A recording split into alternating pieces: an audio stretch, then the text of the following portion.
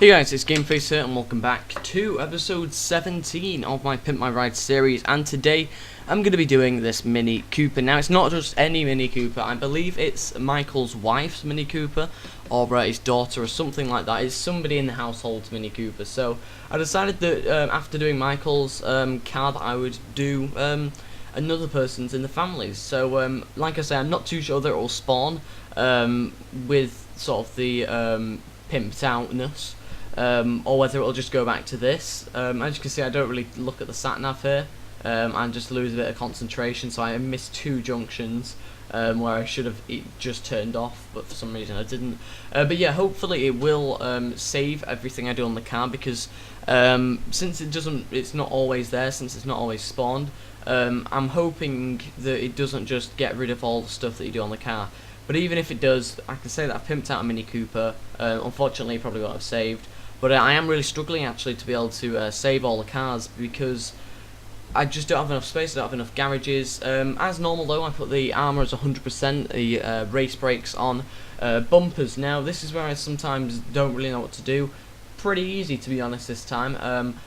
Between the two bumpers, I went for the custom front splitter, and then I went for the rear bumper as well. So I again went for the engine level 4 as usual, and then I couldn't really decide between the exhaust, but I did end up going with the dual ones. The vented hood as well I thought looked pretty cool, so I thought I'd add that on straight away. The lights, went for the xenon lights as well. Number plate, again, stayed with the same one, that's probably my favourite. But moving on to the colours, now the colours is very crucial. Now, I do really like this black, so that I went for it straight away. That is what I'm going to try and do, make a decision straight away this time. And I couldn't really decide as sort of a secondary colour which one to go with. Then I came across the red and thought that worked absolutely perfectly with the matte red. Custom skirts, I think I went with, yes I did. And suspension as normal, going with the lowest suspension, even though it's going to really sort of lower the car down. Obviously it is the suspension, so hopefully it doesn't drag along the ground or anything ridiculous like that. Transmission, turbo, all on the highest and everything like that. Wheel types, now this is where again I normally struggle. I went through a couple I quite liked. In the end I went for them ones, and changed the colour of them to, I think, red. Yes it was. And then obviously custom tyres, bulletproof tyres, and red smoke. So that is pretty much the car done. Obviously I put the windows as limo as normal, but this episode was a fairly quick one, just because I'm a bit concerned about obviously how much time I'm spending on some of these videos, and that I'm possibly dragging them out for longer than they need to be.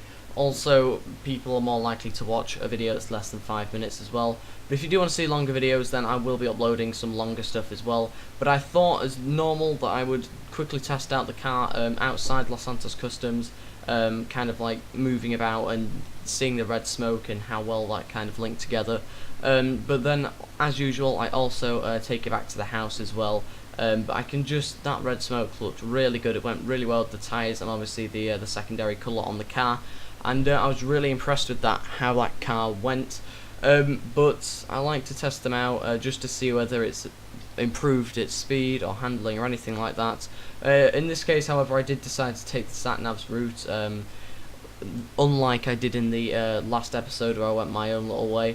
Unfortunately, I went and bashed up the car pretty much seconds after taking it out of the garage, and yeah, pretty much just messed it up. But hopefully it won't be too damaged. I don't even know what my driving's about, because I just seem to drive so badly on camera, and I notice it when I'm going back over it, but to me I don't drive like that. To me I drive a lot better than that, obviously not.